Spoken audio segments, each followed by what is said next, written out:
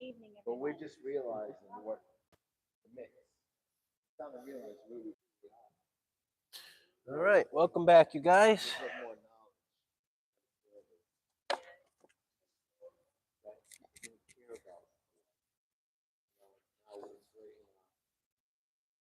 right in our grasp for the information we need. Welcome back. Welcome back. Yeah. Get some papers for us. No, these are just my notes. Get some notes, notes for us. I could give you notes next week if you want. I Yeah, could print I some think out that for you would if you help. want. You know? Yeah. Yeah, we usually have Michaela and Matt. I don't know where they are this week. It's all right. We'll have some online viewers anyways, I'm sure. It's fine. It's fine. There's two or more. There's God, so we're all set. Yeah, we're good. Yeah. There'll be some online viewers too. I always get a handful. All right, so varying beliefs class. Our goals are to learn what others believe in order to be better prepared to share the love of Christ,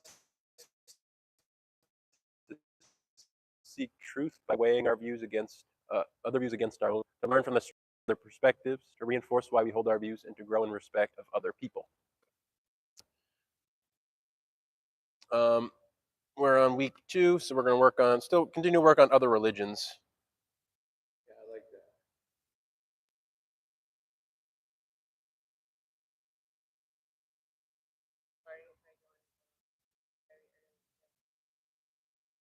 All right. All right. So this is we left off. We're going to start with Buddhism. Let's do the summary slide real quick. Let me see if I can find it.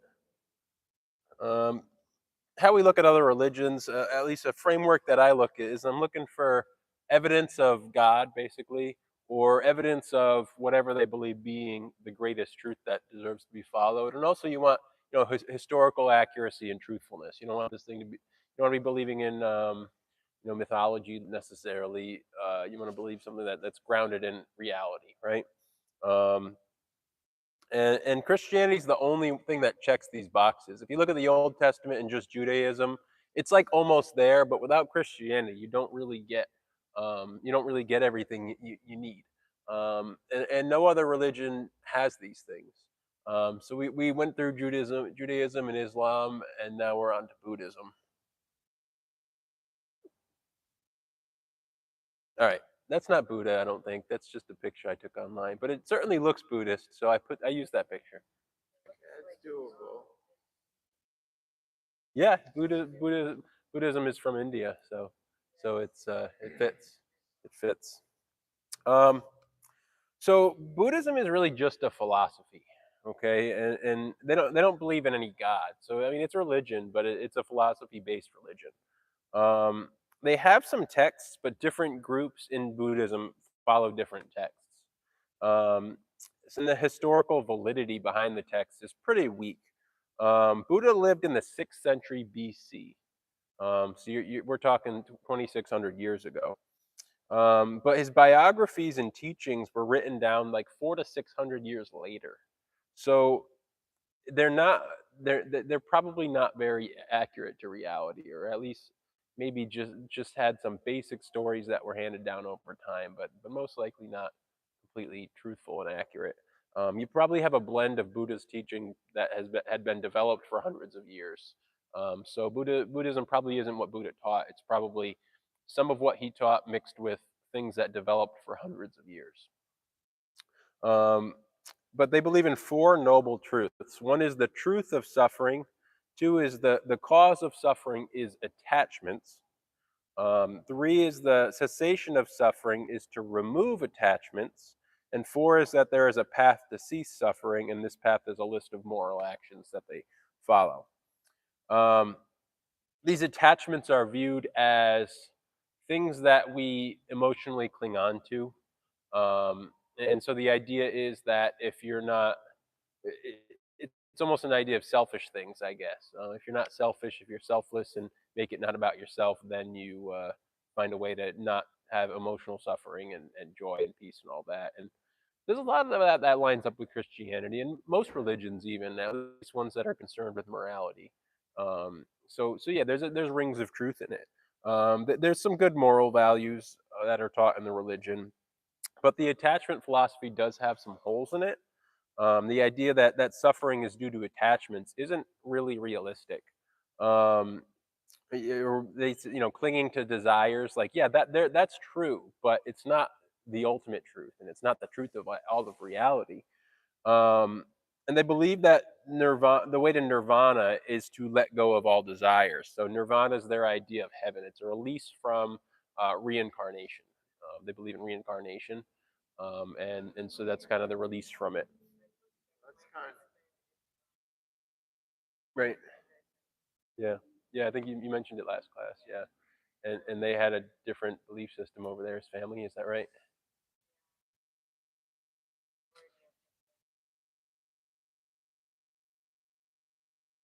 They're Buddhists. Yeah. Okay.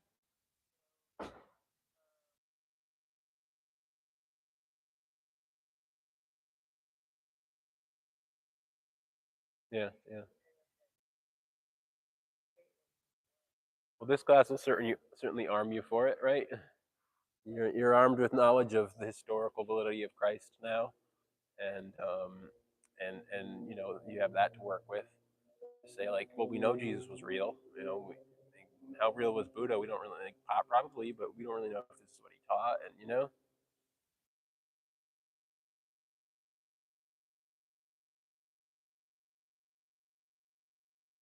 yeah, so he's a little deeper into it. Yeah.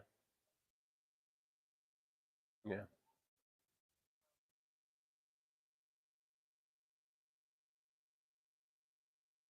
Yeah.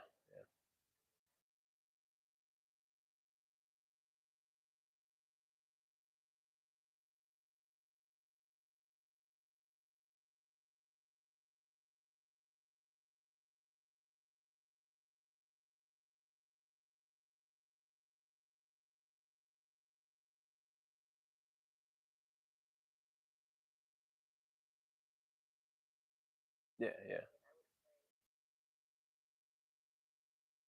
Yeah. You didn't really have active faith and everything. Yeah.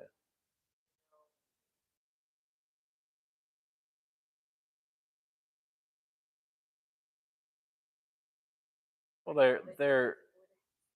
their government doesn't really allow much religion, but Christianity really flourishes there. There's a lot of Christians in China too. They're underground.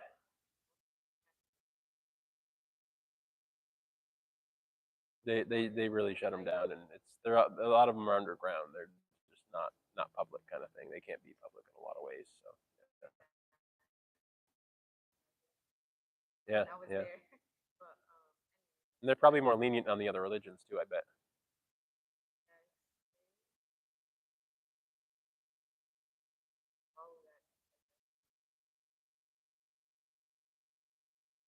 Yeah, that makes sense.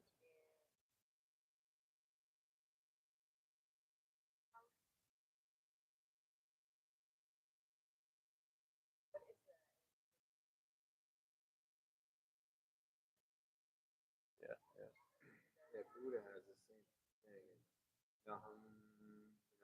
yeah. They do a lot of meditating and different kinds of meditating. Yeah, Well, what you were saying about attachment, yeah, God is the same thing. He wants to be first, right?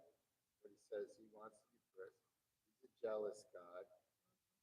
And if you like any, and if you're attached to anything stronger than God, it's an idol. yeah. So he has the same, you know, um, teaching. So the main hole in this Buddhism attachment teaching is that there are good attachments to your family, attachments to anything that allows you to serve your family and community. Obviously, these have to be in priority, and like you said, God comes first. And though it's true that you don't want to be so attached to your personal things that you are putting yourself before others in a lot of ways, um, but also you have to serve yourself in some way to serve others too. So there's balance in all these things, and I think that at a baseline look, Buddhism just doesn't have balance. I think it misses some of that balance. It completely misses addressing natural suffering. So there's two kinds of suffering. There's moral suffering and there's natural suffering. Moral suffering would be like somebody did something immoral, something that like somebody hit you or murdered you or murdered your child or the government is oppressing you or somebody lied to you or stole your car, right? Like that's moral suffering. Then there's natural suffering: hunger, cold, thirst, air, water, sleep. Not having the physical things you need to survive. And Buddhism addresses the moral suffering while completely ignoring the natural suffering. Like there isn't a path of limiting attachments to the degree that moral suffering will go away. And I guess Buddhism isn't trying to deal with that. It's just trying to deal with this kind of the state of your soul, which is the right approach. But I think Christianity also addresses these things much better and has better explanations and better ways about dealing with them. Um, Education. no, I think you can be more or less educated in any religion. I just think that the actual framework in Christianity is better. I don't think that Christianity claims to say that you can get rid of suffering in any way. Even I think it actually almost embraces suffering in a lot of ways. Um, and ultimately, some of the perspectives line up with Buddhism, but I think that the Christian framework is just better. It's about taking up your cross for others. Which Buddhism also sort of points you towards, which is not being selfish, not being attached to your selfishness. But um, I don't think Christianity is necessarily claiming that you're not going to suffer if you can do such a thing, or that it's even achievable to not suffer. I don't think I don't think that's even the goal. Like if you're not experiencing suffering, you're kind of not even human. And to have the goal to not like it's like this. It's like if you want to, it's circular because if you want to not suffer, you have to be attached to the idea of suffering and serving. It's like you have to attach to something. You like if you just don't attach to anything, you just become passive and nothing, and you don't do anything. Like if you're going to try to not suffer and try to make yourself cope really well with every situation in life, well, guess what? You kind of have to attach yourself to the idea of being good at coping and being moral and being non-selfish, and then pursue that. So it's like you have to attach yourself to become unattached, and so it's just circular because it's imperfect. There's no. It's just the framework doesn't. It's not. It doesn't work. The framework just doesn't work. Takes It, a it lot of time it, to it's going the around. claims it make it, like yes it can get you to have a better life. I absolutely believe it. It can get you to have a more moral life. I absolutely believe it. If you look at Buddhism, it's got morality in it. It's got things that'll make you happier in it. But but is it actually truthful in what it claims? No, because it's just circular. Okay, it doesn't like if you just take the basic framework, it doesn't get you where you want it to go. Because what they have to do is they have to develop the doctrine to say, okay, well there's this exception, so let's deal with the exception, and let's deal with the exception, and then let's deal with the other exception, and then eventually our framework works. And it's like, well, it's no longer what you claimed it to be from the beginning, so just toss it out and make up something better, right? It's just what they began with just wasn't good enough to match reality, and so it's the same with everything. Like with Islam, the issue was also the historical issues, the claiming that Islam literally claims that the gospel and Torah are legitimately from God, but then they have to make up exceptions and say, well, but this and well, but that. And it's all these religions have to do that. And Buddhism ends up doing that. It's just not a perfect framework. Can it make your life better? Sure. Sure, if you pursued Buddhism, it'd be better than doing nothing, you know. But at least if you're an atheist pursuing it, like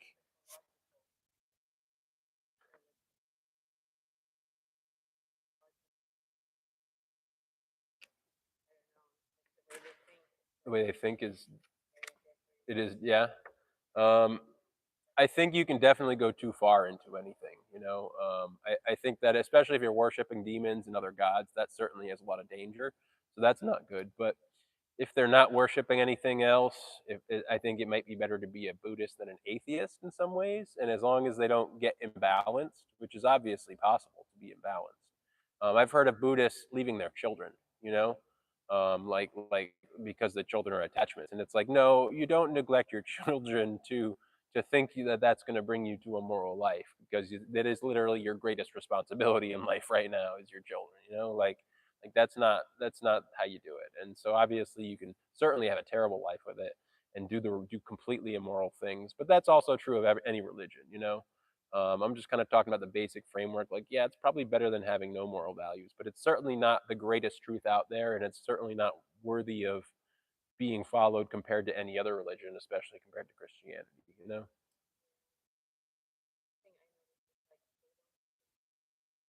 They don't say sorry. Interesting. Uh, interesting. Is that just cultural? I don't know if that's part of the religion or not. Is that just they're all like that, or is that everyone in China, or just the Buddhists? Yeah, yeah. Interesting. Yeah, it sounds like just a cultural thing, but I don't know. Yeah, it's a good start for you. Well, people are gonna generally make up their own rules and ways. Even if a bunch of Christians, they can act differently than others and walk differently and allow it. So Yeah. everybody's different in their walk. And the last issue, Yeah, say sorry, give them a hug. yeah, They yeah, will work on it. Work on the issue. yeah, yeah, yep, yeah, 70 times 7. Yep. The last issue I'd say Buddhism has. Oh no, it's okay. It's okay. It's good to discuss it, and I'm glad that you brought it up, because it'll help you kind of be prepared for that. Yeah, yeah. Um, I'd say the last issue that is kind of low hanging fruit if you're gonna attack Buddhism is the complete lack of evidence for it. If you're gonna believe in reincarnation and nirvana, like, where's the evidence? The proof for reincarnation is like a story that somebody heard somewhere about a kid who remembered a past life. That's it. That is the evidence of reincarnation. Oh, somebody had a birthmark like their grandfather did, and oh, somebody knew something about their grandfather. It's like, well, are there alternative explanations? Like, first off, is that story even true? Like, does it happen commonly enough that it is something that you would say is realistic? Well, no, it doesn't happen commonly. It's a complete miracle if it does happen, right? Um, Not that I don't believe in miracles, I do. I've seen quite a few.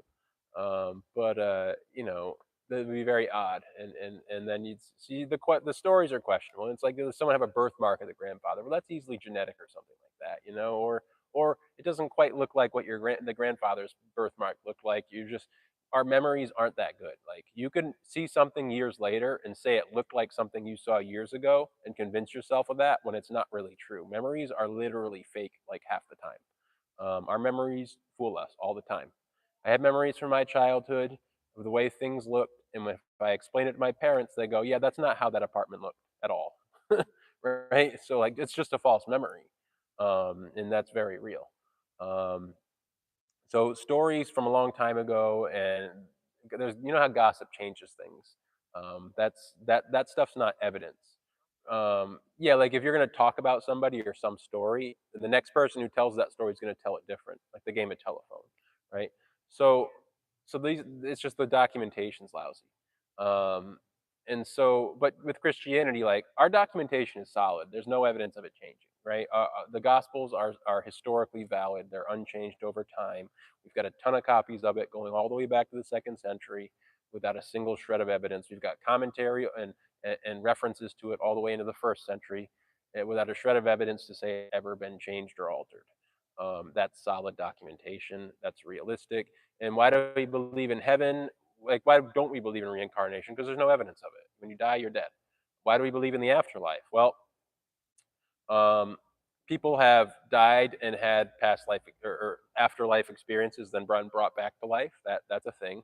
But also we have Jesus, who was a real man who really got put on a cross. We have all the historical evidence for that truth. Then we've got people who claimed he was reincarnated, right? And they went around doing the ministry and serving and giving their lives to death, claiming this, right? And then you've got the prophecies in the text. You've got prophecies that existed before Jesus, speaking of him, saying that he was going to be what he was, and he fulfilled those prophecies. He came at the time they said he was going to come. He came in the place that he said he was going to come. He was born and did what they said he was going to do, and he died for the sins of the world, as the prophecy said. He fulfilled all these prophecies. So yeah, we believe this stuff because there's evidence for it. Okay, and that's a lot more evidence than there is for any other religion, and it's the only religion that actually has evidence like that behind it. No other religion has any of that. Buddhism has nothing. They have what's maybe a record of a guy existing 2,600 years ago, made hundreds of years later. Probably not a very good record of his life. And they've got some teachings that sound nice superficially, but when you dig into them, they fall apart very much. They don't really address reality very well. And they may or may not make your life better. Like that's what Buddhism is, and that's what all these other religions are really. That's all it is. Some guy said something somewhere. So what? Very small, like not like big like Jesus. Yeah. Yep. Yeah. And part of it is the roots of Buddhism come from Hinduism, so it's from India. And Hinduism also believes in reincarnation. So Hinduism is you're going to see the similarities between Hinduism and Buddhism. Hinduism is 4,000 years old. It has no known founder, and it has a wide variety of beliefs and practices. Most Hindus are not like every other Hindu you'll meet. They've all got some variation to what they believe and do. And India is a big place with a lot of people. A lot of people in India. I think it's the most densely populated place in the world, as far as I know.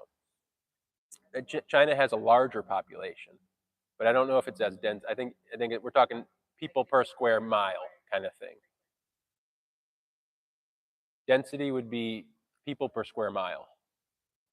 So not that they have less people, but it's for the space they have more. Does that make sense? A higher percentage of people in the space, not necessarily a higher number. Like you can put 3 people in 1 square foot. You can put 3 people in 1 square foot and have them stand back and say, this is a densely packed square foot with 3 people. Or you can put 10 people across the whole room and it's not as dense, but there's more people everywhere else. Does that make sense? So that India is dense like that. They have maybe the second largest population behind China. China is the largest population for a country. It is pretty cool. Yeah, yeah. Oh yeah, especially the cities. Yeah, but China also has like a lot of non-city, rural, more rural areas, farmland and open fields. They have areas like that, where India has I mean, India of course does too, but just more dense. Um, it's the third largest religion in the world, having over 1 billion followers. So, and this is really all in India. I mean, like they're almost all in India. So the numbers are really just mostly right there. Um, and they have a collection of book called the Vedas. They have 3 primary gods: Brahma the creator, Vishnu the destroyer, and Vishnu the preserver, sorry, and Shiva the destroyer. So they have a creator, a preserver, and a destroyer.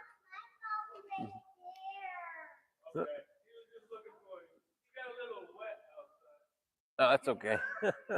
They also believe in a Brahmin. You know,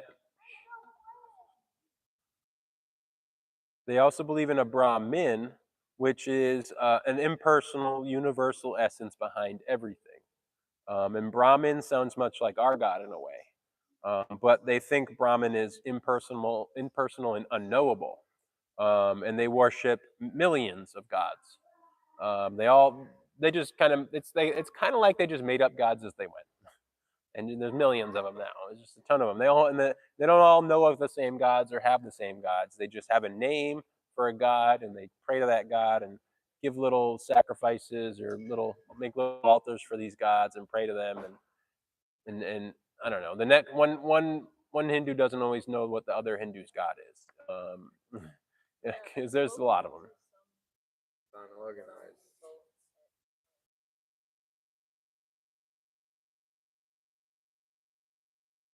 Yeah, yeah, there's a big population of people. Yeah,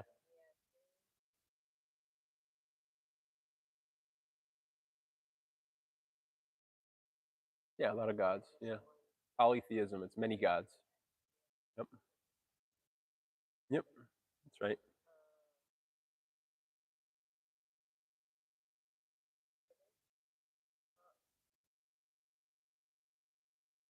That's right. Yeah, Britain used to colonize in India. Yeah, it was a British colony at one point.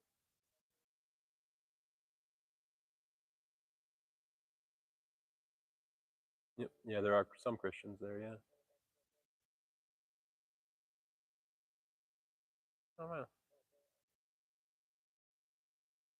Yeah. Mostly they're not. Yeah, mostly not Christians over there. But yeah, there are some. Yeah, Britain colonized. If you think of Gandhi, he was part of the anti-colonial movement where they eventually got their freedom. And actually, a very sad time. There was a lot of people dying during that time too, during that movement. So, but a big revolutionary time where they got their freedom without violence, which was pretty cool.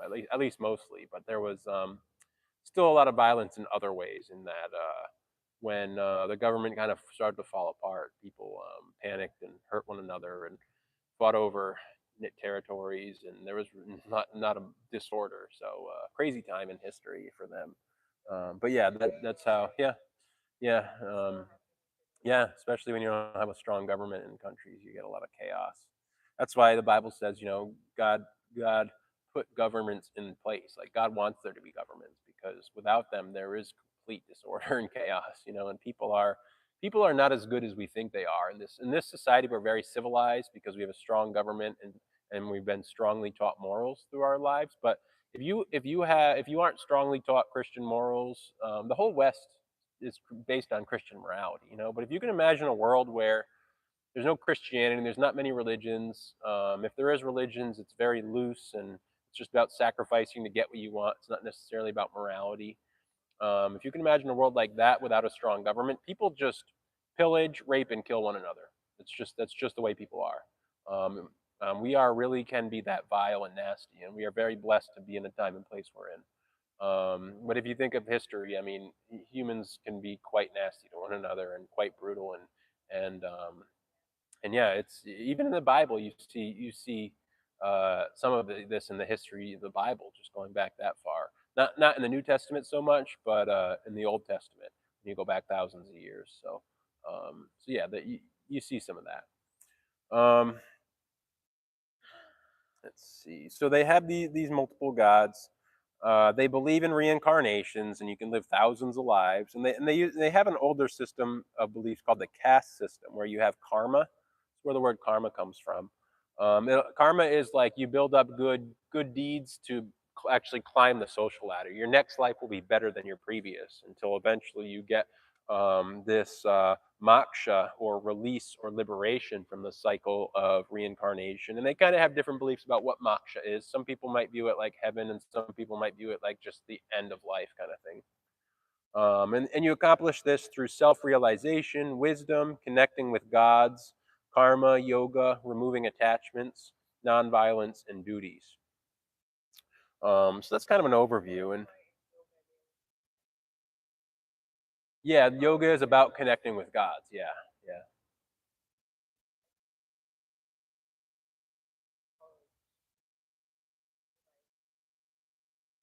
Yeah, I mean, I think if you're doing it outside of the context of worship, like maybe it's fine, but it originally was intended to be a mode of worship, and yeah, so that's where it came from.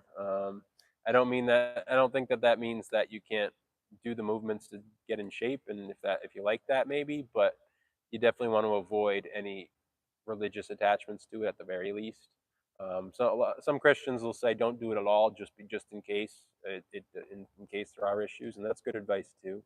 Um, but yeah, that is the root of it. Do yoga? Yoga? Yeah. Christians say that?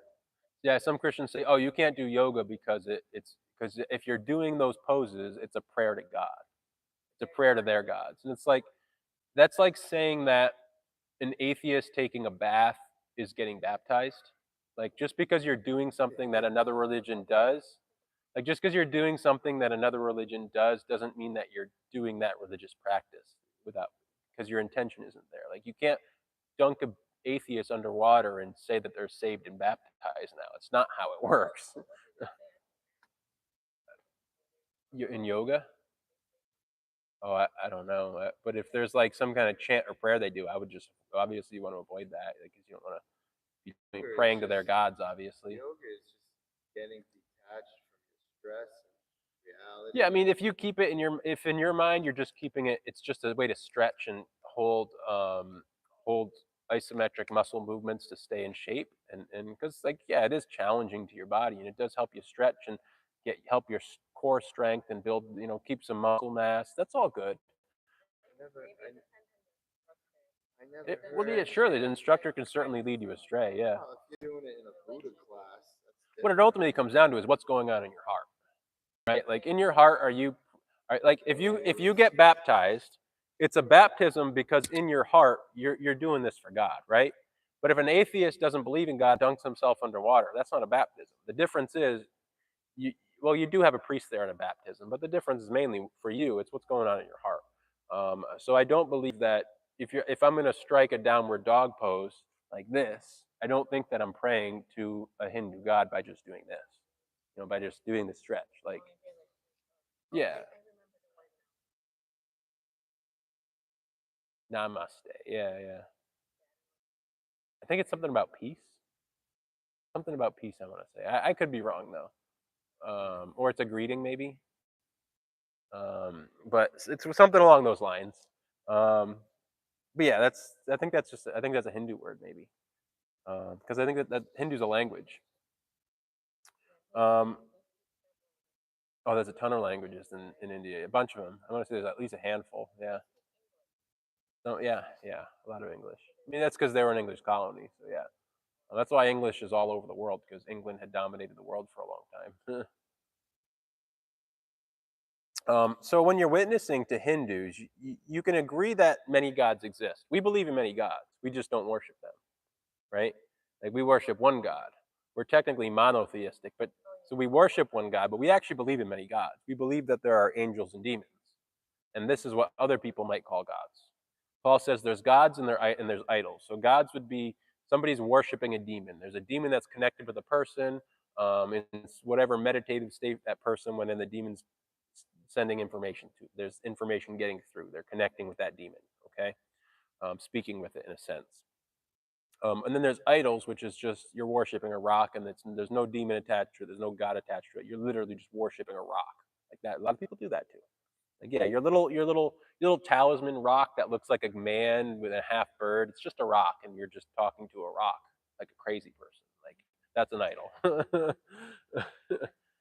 Yeah, people are weird. Like we just talk to rocks sometimes. Very strange, right?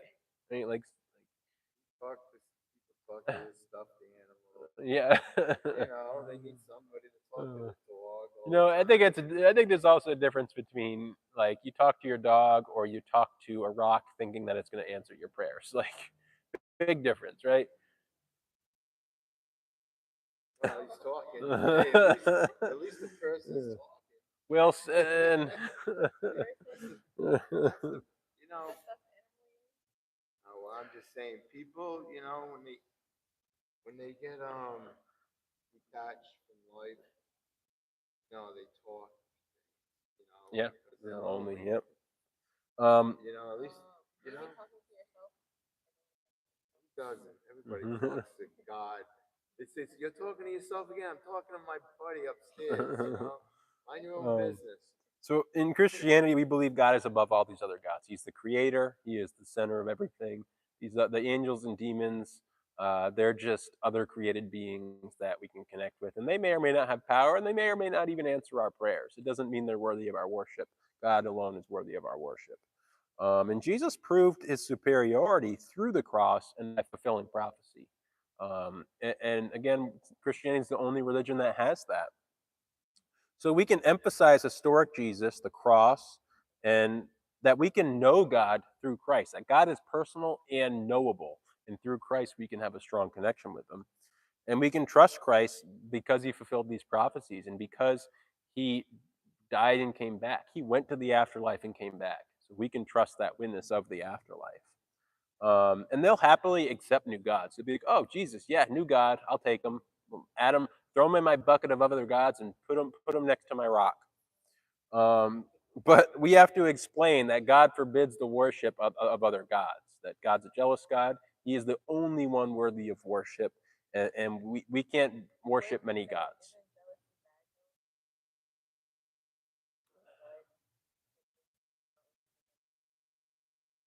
If we say God's a jealous God, Powerful emotion.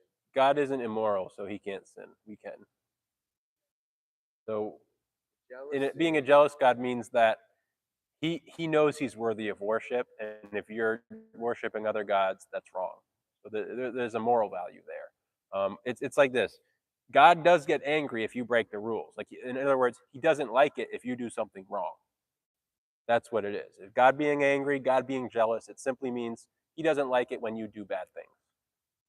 And you'll see, if you're following Christ, you'll understand what point he's trying to show you. Because, we get attached to all these things. We don't want us attached to all these things. Humans.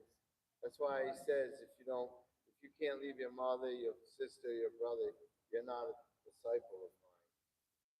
So, you don't want us to get attached to all humans. But we don't want to be controlled by all these things. See, he wants us to be more in control and more, that's where we have more perception of things. If these things control us, like my daughter, I can't help her that good. If I'm not looking at it the way Christ wants me to look at it, that's what he's saying. And I'll be tied to these. I'll be a slave. You're emphasizing godly priorities. Yeah, and I'll be a slave to these things. They'll have control over me, and God wants to show us that, how not to be controlled by everybody. Because it could ruin our future. It could ruin better things for us that you're trying to strive for in life. It's like anything. I picked the wrong girl, because I wasn't making good decisions. I wasn't rational. So, I wasn't listening to God, because this had control over me. It took me following his ways leads to better decisions and a better life. Yeah, now I got a better life, and I can make better decisions. I'm going to be more aware, Yeah, absolutely. The priorities are out of order. Yep. Yeah, well, anything can become an idol. I got saved 20 years ago. I'm still learning lessons how to be a better man. Yeah, it never ends. The learning process never ends. I'm gonna be successful in a relationship. And it's not just learning; it's also applying. It's like you can know what to do. It doesn't mean you'll necessarily apply it to everything, and that's true wisdom. And sometimes it takes life experience too. That's why you always become more wise as you age. At least you should. It doesn't mean you always will. Yeah, but it takes a lot of going around and hanging with Jesus, because you'll learn a lot by spending time with Jesus, educating yourself. It's just not a one straight course. Yeah.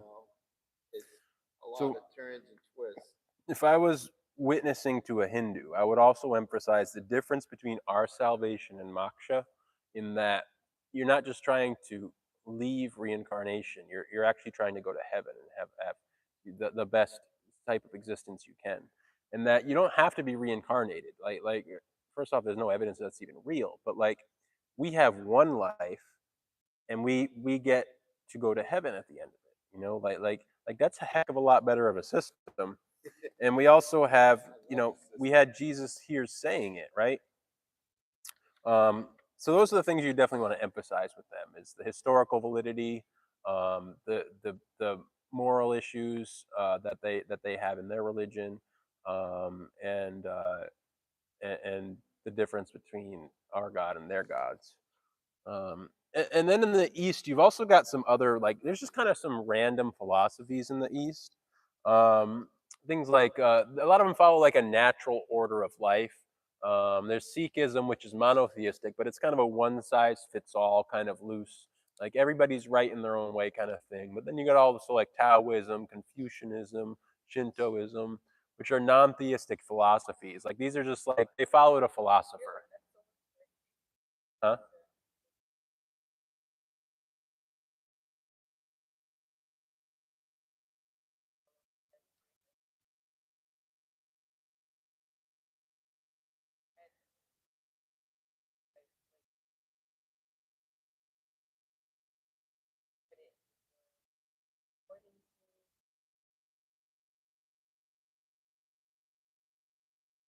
That's weird.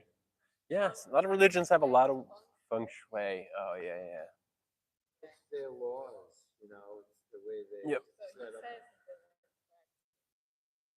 But he has some of the dogmas. Yeah, he follows. Yeah, and like again, like what, like why do you believe that? Like why do you believe that feng shui is a thing, and what's the evidence that it's real other than like you just put your bed a certain way or you do things a certain way? It's like why do we believe what we believe sometimes? When you're told something enough, you just kind of believe it. And then sometimes in life, things will happen that seem to verify what you believe. Um, and then you just kind of like sit there and believe that forever. And it's good to be skeptical. And this class was built on me being a skeptic. This was me saying, let me really test everything for evidence and truthfulness and reality. And that is how this class was born. Like this is born of skepticism. And so I think it's always good to be skeptical of ourselves and others and really test what we believe. And before I became a Christian, this is what I did. I didn't become a Christian because somebody told me so or because I felt warm and fuzzy on the inside. I personally I mean, most people become Christians because they have an experience where they like the church or they feel real warm and fuzzy at the church or the Christians made them feel warm and fuzzy and they liked that and they just joined the group because they want to be a part of a social group. And that is honestly how most people get saved. And it is what it is. It's okay, but because it's just human nature.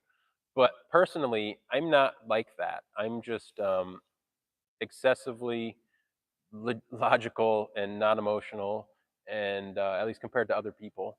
And everything is born of skepticism, and it's skepticism that's brought me to Christianity, and that's why I can sit here and teach this from a really like matter of fact perspective. You weren't broken. Your life wasn't a shambles. No, no, I So wasn't. you I had came. a great secular life, as All far right. as the secular life goes. Don't get me Yeah, wrong. but Like, there's always like a hole in your heart somewhere if you're secular. But as far as a secular life goes, I mean, I was as good as it gets. Like, I had the best secular life I could that a person could possibly like. If I wanted a date, I could get a date. I had a good paying job. I graduated college. I was getting paid real well in my early 20s. I was getting huge paychecks for. I got this paycheck. I'm like, man, this is a big paycheck. It's bigger than any paycheck I've ever seen in my life. Like that's when I got saved because. But what happened was I had a friend who went into church, and his life he did have a tough life. He was in a bad place. He wasn't functioning right. And I saw his life turn around and I said, wow, what's that all about? And so then I got into the skeptical look of Christianity and I looked at the evidence and I went to the church and I said, all right, this is kind of neat. And then I looked at the evidence and I said, like, I'm not going to follow this if it's not real. And so I found, oh, wow, there is legitimate evidence of Jesus being a real person. And it's like, okay, well, how do I know that God's in this? And really what I'd say sold me eventually was the prophecies because you could say Jesus was real, and then what? It's like, okay, there was a guy who said something somewhere. That's what every other religion had. But how do you know God's in on it? And it comes down to the prophecies. It's like the prophecies because other people said what Jesus would do before he existed. There's only God can do that, right? So that's where the hand of God is there, and that's where all the evidence lies, I'd say.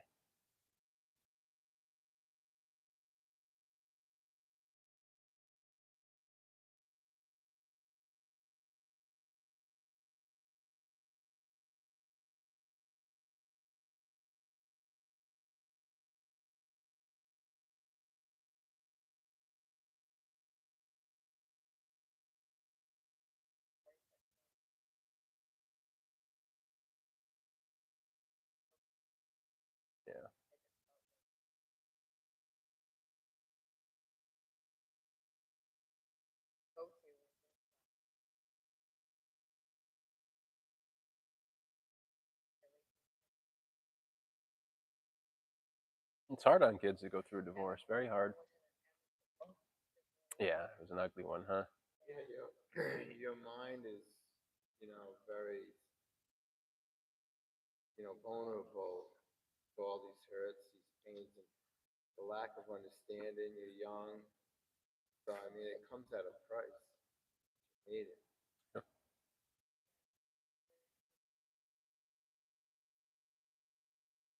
Oh. Yeah, a lot of young kids do that. Well, That was that's kind our of the common trend back then practice. too. That's trendy. Now the trend is to be like trans and stuff. That's a common Like kids go through practice. these trends.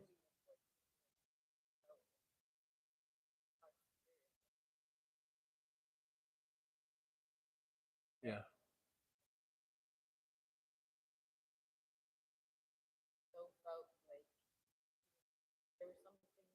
Yeah. I think we have that natural connection to them. Yeah. Yeah. Good. Well, God will speak to you in His small voice. I once was at a. I He'll once be was at a. because He's chastening. No, well, He did the same thing with me. God was always there with me. I listened to His small voice in the most dangerous times of my life. Because I was vulnerable, and when I was subject to His voice, I really listened. You know what I mean? Before I was, big shot, strong, hanging around a bunch of tough guys. But when I was vulnerable, when He spoke to me, and that's when I started seeking Him more and more. But I mean, He saved me so many times because I listened to His small voice when I was so vulnerable. And that's when He comes in. He interjects True. at those Sometimes you're in a perfect. vulnerable place when you Yeah, find them. Yeah, it's true. when you're It's true. vulnerable to listen.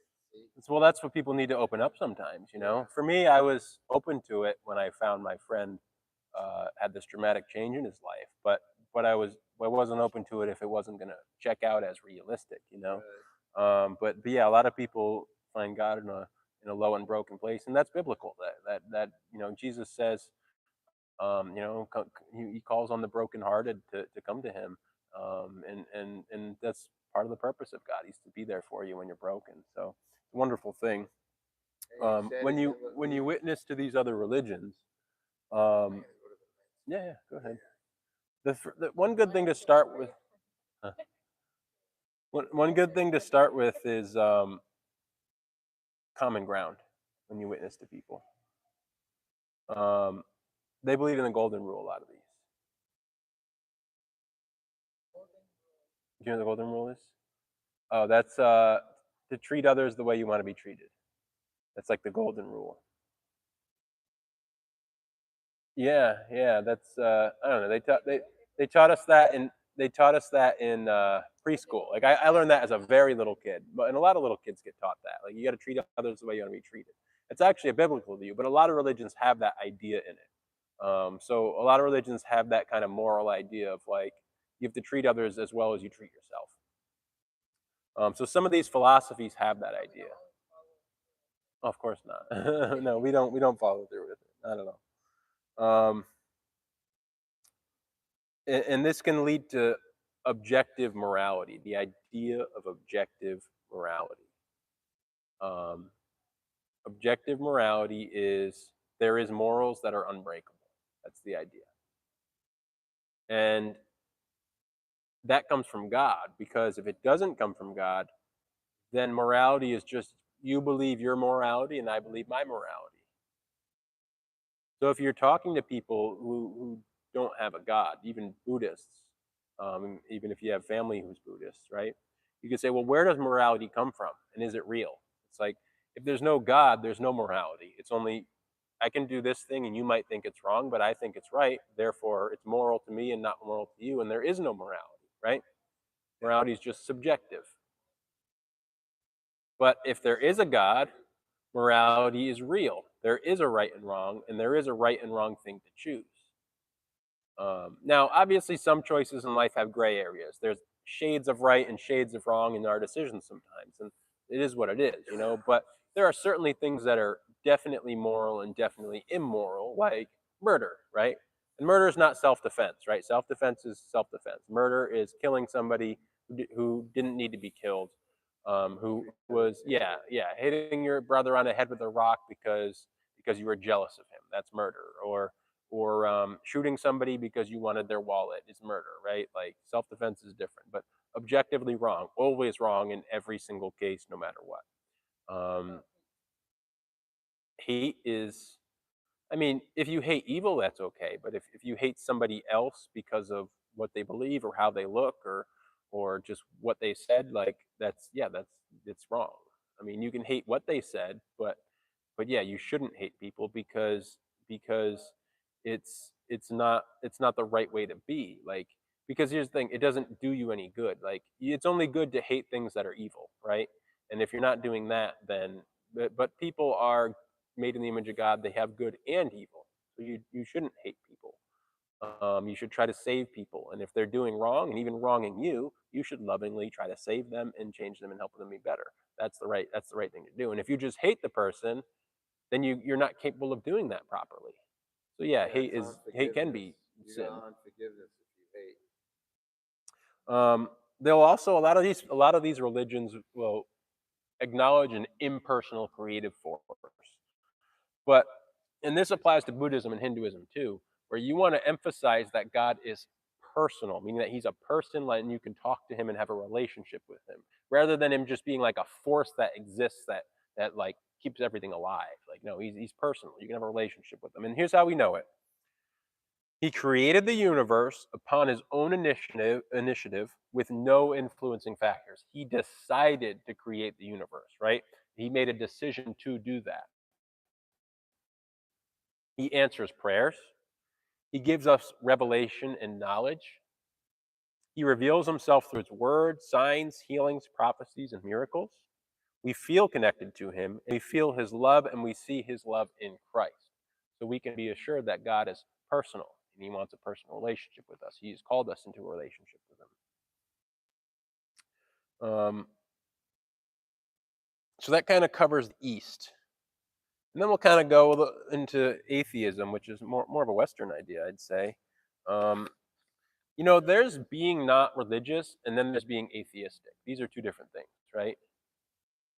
Like, Christians sometimes say, like, oh, I used to be an atheist, but there's also a difference between, like, you strictly believe God didn't exist and you just didn't follow God. Two different things. Agnostic would be like, maybe there's a God, maybe there's not, and I don't care. That's kind of like if people say, like, oh, I was an atheist before I was a Christian. Usually they actually mean to say they're agnostic, in that they don't know and they don't care and they don't want to concern themselves with it, kind of thing.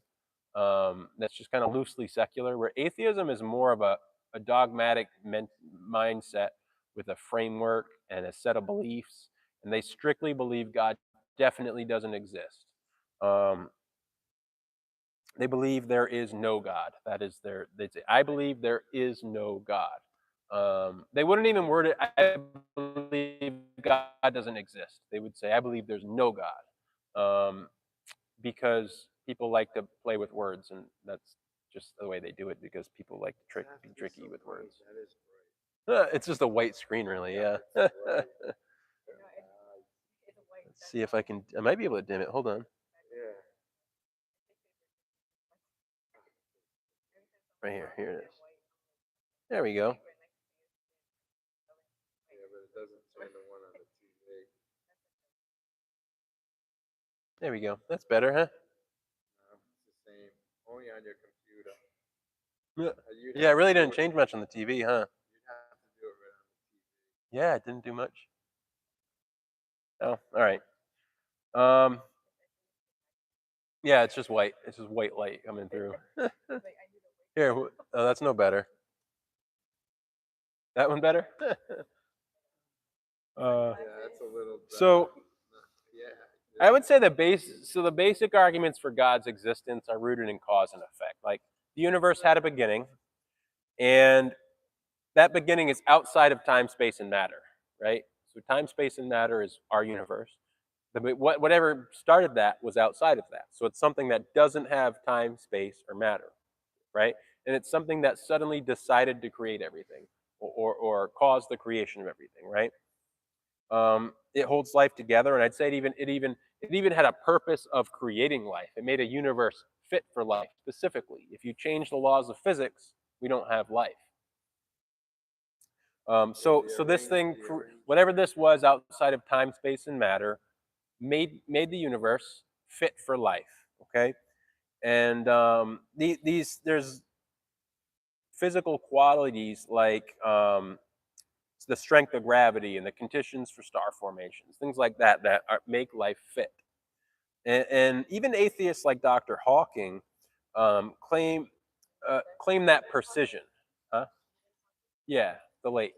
Um, they even acknowledge that that physics and the universe are fit for life in a very specific way, but they obviously come to different solutions for that.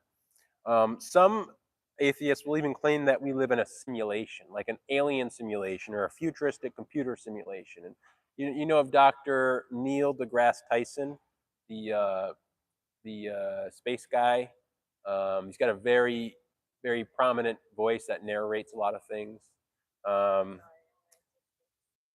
all right, well, he's well known, and he believes there's a 50. He's an atheist also. He's a very famous, well known atheist.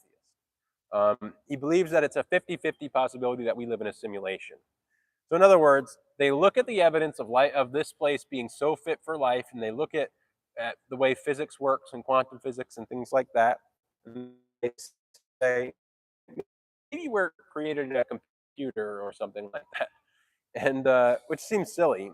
But the point is, they're looking at the same evidence that we are and coming to the conclusion that we are a created universe. That's what they're saying. That somebody created us. And like we're all saying the same thing here. Some intelligent being created who outside of our time, space, and matter created us. We're all saying the same thing. We're just calling it God, and you're saying maybe it was an alien.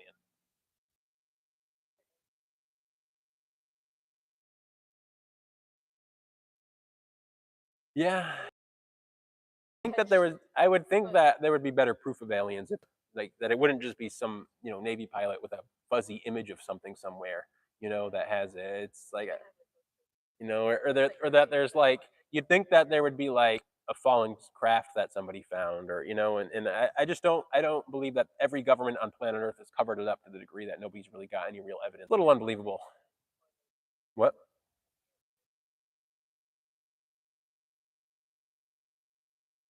Yeah, yeah. Oh yeah. Well, conspiracy theories are always untrue. Always. There have been conspiracies, but nobody could ever foretell them. And what happens is when you actually find real conspiracies, they're historical. Because 50 years later, the government just uncovers their files and say, okay, this happened. That this president framed somebody getting killed or something like that. But real conspiracies are down to earth and believable. The conspiracy theories are unbelievable and aloof and not down to earth and nonsense. Um, and if you really go back and look at what conspiracies actually happened, if you because some did, you see a trend of them being very normal and believable. Like our government sent some spies into another foreign country, like the Bay of Pigs or something. They sent some spies into Cuba to try to get them to overthrow their government over there. Like, yeah, that's pretty believable, and that really did happen. Like, but that's not like it's a big difference between like the government covering up aliens and things like that. And one guy said that a gray alien worked in his post office because the post office guy, just looked weird. And that's rude, even. Um, a more popular atheist belief is that the universe originated from nothing.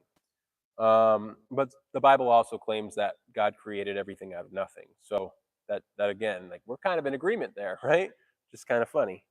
So I'd argue that's really your best arguments for God. That it's a contingency. That there had to be, there was a personal force that created it, and we can connect with that with that creator today. Um, and yes, we have fine tuning, and He's made us, like you said, when you were young, you had that kind of connection to him. Like it's there in everybody, a connection to something more, a desire to connect with something more, and it's there in everybody. We were made with that. And the universe very much shows it to us, you know. Um, if people are really closed-minded to Christianity, you don't want to push too much because you can push them away in a lot of ways. But in a lot of ways, you want to live it out in front of them. But also, one completely harmless way of witnessing to anybody that will never or usually never push them away is your personal testimony. Here's what God did for me, and here's why I believe in it, why I did what I did and decided what I decided. And you can actually get some of these arguments in there. You know, like when I tell my testimony, it's like my friend's life dramatically changed, and then God changed my life so much, and I changed my mind for these reasons. You know, and you actually get to witness to somebody and share the faith and truth with them in a very non-threatening way because you're actually just framing the story as your story. And you can technically, in that context, say a lot of this sort of stuff. And that might be a really good strategy for you. You know, if you want to bring up a conversation like that, you just say, here's where I can come, here's where I'm coming from. And then so you're not like, you believe that, I believe this. There's no isolation or defensiveness going on. It's just like, hey, this is me sharing me, you know? And it's very soft, a nice gentle approach. It's impersonal and it's personal to you, but not to them. And it's not offensive, I guess is the word.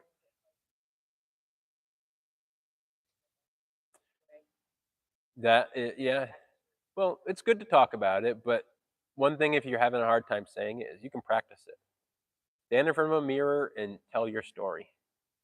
You know, like it is good to practice your testimony and have some basic speaking points. I wanna say this, and this. These three things are like the three things I have to say when I witness. You know, like I'm gonna tell my story. I'm gonna say why I believe what I believe and what God did for me. Like I want to say those things. You know, and that's a really great strategy.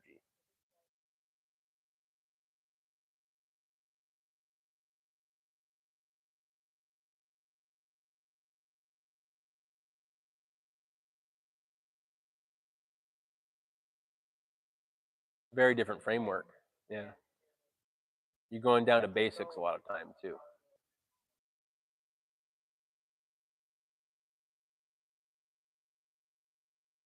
Yeah, they're gonna people from other viewpoints are gonna integrate what you're saying into their own belief system too. So yeah, yeah, makes yeah, you get the power of God behind it right through prayer. You know, one thing when you witness is you might get pushback about hell. A lot of atheists give pushback about hell. Like, how's God good if He's just sending people to hell for not believing in Jesus, not believing in Him, or whatever? You know, and it's like, and like, where does He get off sending people to hell forever and ever and ever just because they did something wrong in their life? That's not justice. And basically, this is called the straw man, where you make a dummy argument and beat it up, and it's not the truth. You're not actually attacking the truth. You're attacking a dummy. You make a dummy and beat it up, you know, and say I won, but really you're just beating scarecrow. That's why it's called a straw man.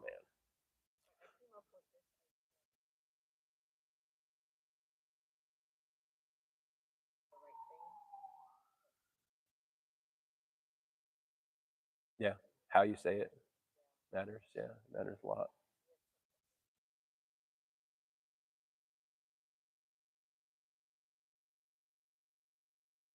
Yeah, you need the humility.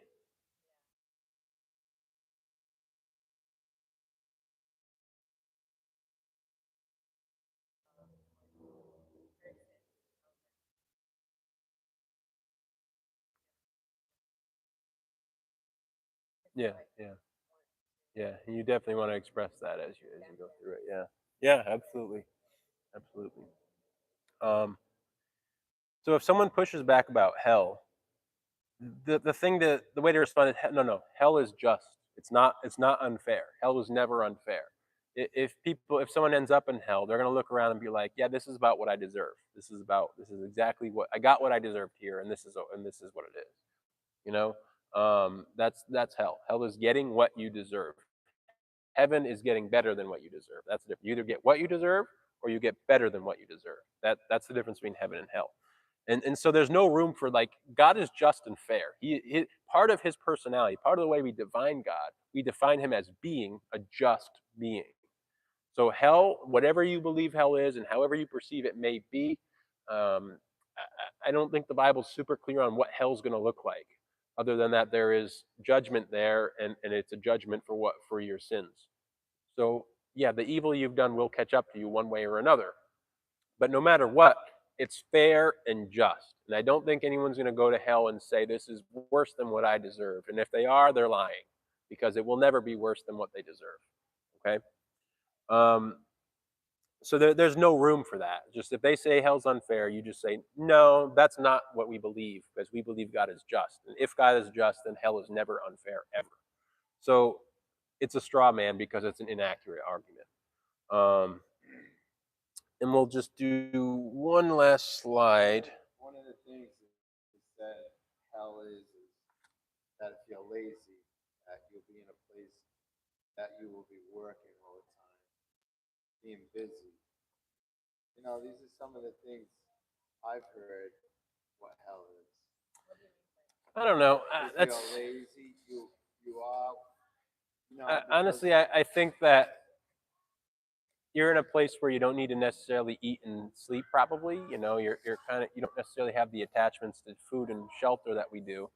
But I think that there's a place of suffering because you're not in pure goodness. I just think that whatever state of mind you were in when you left, you're going to continue in that. And, if there's evil in you, that evil is still going to be there, and it's still going to haunt you. Your own ghosts continue to haunt you in the afterlife. And that if your heart's impure, that impurity is still with you, and you're in an afterlife with impurity. And, I don't think that there's any way to get too specific about it other than that. Like the Bible only reveals so much. It's just that the what we are catches up to us, and you either get what you deserve or you get better than what you deserve, and that's it. well, that's why Jesus, he's the one that purifies us. We don't. We're the sinful flesh. I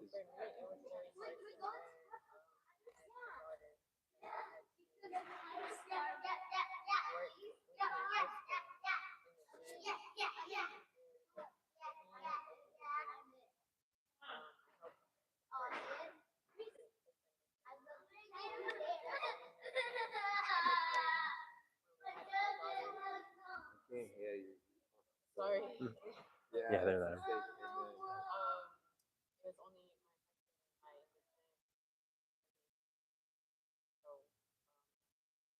COVID. Oh yeah,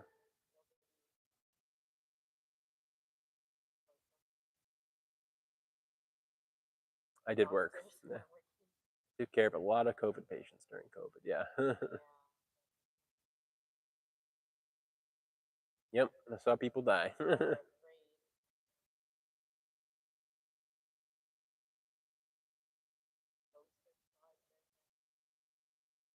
Yeah, it's scary.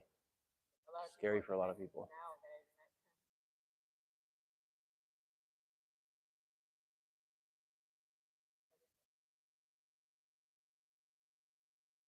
Oh yeah. Yeah, definitely. Mm. Yeah, social isolation and not being able to get out and do what you want to do is very depressing. Yeah. For myself, I was in a very Oh yeah.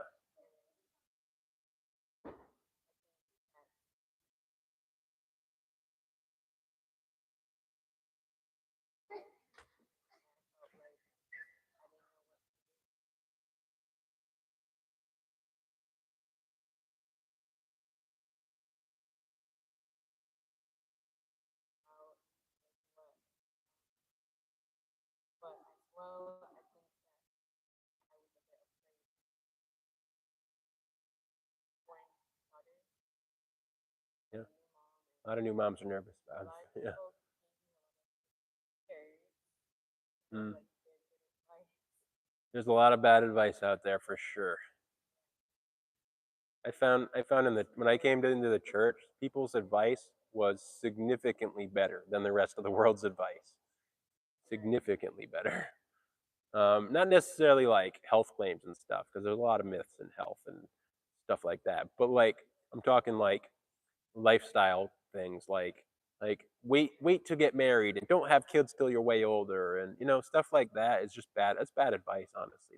to put down marriage and kids, which is literally like the most fulfilling things in the best parts of life is having a good marriage and raising children is literally the best and most fulfilling and the only fulfilling things in life in a lot of ways.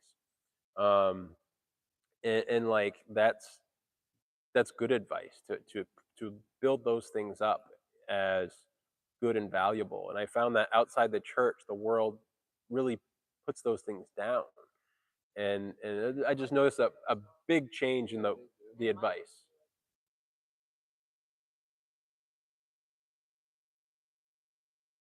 Yeah,